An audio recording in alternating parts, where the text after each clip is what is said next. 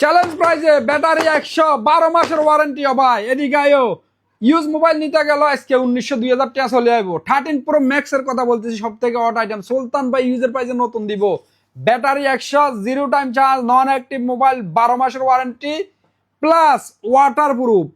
বাজার থেকে ইউজ নিলে কয় দিনের ওয়ারেন্টি পাবেন? 3 দিন, 1 সপ্তাহ, হাইস্ট 1 মাস, এর বেশি তো পাবেন না। এরপরে নাই, সুলতান ভাই 12 মাসের ওয়ারেন্টি দিব 13 প্রো ম্যাক্স এর।